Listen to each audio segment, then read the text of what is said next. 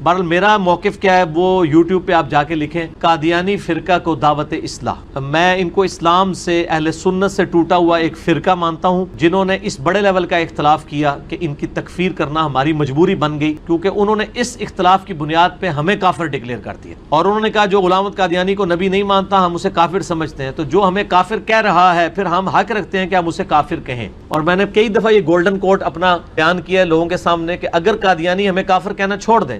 تو ہم ان کو کافر نہیں کہیں گے، اور میں نے کئی دفعہ یہ گولڈن کوٹ اپنا بیان کیا ہے لوگوں کے سامنے کہ اگر قادیانی ہمیں کافر کہنا چھوڑ دیں تو ہم ان کو کافر نہیں کہیں گے۔ یہ میں آپ کو ایک کریٹیکل ایشو سمجھانے لگا ہوں۔ آج کی ڈیٹ میں بھی اگر کوئی کسی صحابی کو اپنے علم کی بنیاد پہ کافر بھی ڈکلیئر کر دے،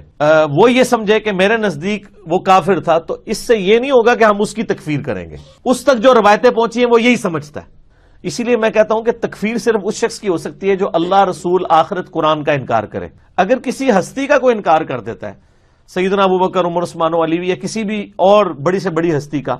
تو یہ کفر اسلام کا مسئلہ نہیں ہوگا۔ بسم اللہ الرحمن الرحیم۔ السلام علیکم دوستو، آپ نے دیکھا اور سنا مرزا محمد علی کا گولڈن کوڈ کہ ہم قادیانیوں کو کافر اس لیے کہتے ہیں کہ وہ ہمیں کافر کہتے ہیں، اگر وہ ہمیں کافر کہنا چھوڑ دیں تو ہم بھی انہیں کافر نہیں کہیں گے، نعوذ باللہ من ذالک۔ یعنی قادیانیوں کو کافر اس لیے کہہ رہا ہے کہ وہ اس کو کافر کہتے ہیں، کہ مرزا غلام احمد قادیانی کو نہ ماننے کی وجہ سے کہتا ہم اس لیے ان کو کافر کہتے ہیں۔ آپ صلی اللہ تعالیٰ علیہ وآلہ وسلم کی شان میں گستاخی کرتے ہیں، وہ اس لیے کافر نہیں ہیں، کافر اس لیے کہ وہ مرزا کو کافر کہتے ہیں، نعوذ باللہ من ذالک۔ اور جو شیعہ رافضی صحابہ کرام علیہ رضوان کو کافر کہتے ہیں، ان کے بارے میں کہتا ہے کہ ہم ان کو کافر نہیں کہیں گے۔ یعنی صحابہ کو بندہ کافر کہے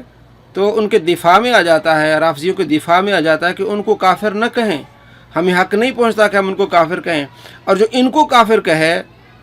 تو یہ کہتا کہ ہم اس کو کافر کہیں گے۔ ہم اہل سنت اس لیے نہیں قادیانی کو کافر کہتے ہیں کہ وہ ہمیں کافر کہتے ہیں، ہم کہتے ہیں ختم نبوت کے انکاری ہیں، قرآن کے انکاری ہیں، اس لیے ہم ان کو کافر کہتے ہیں۔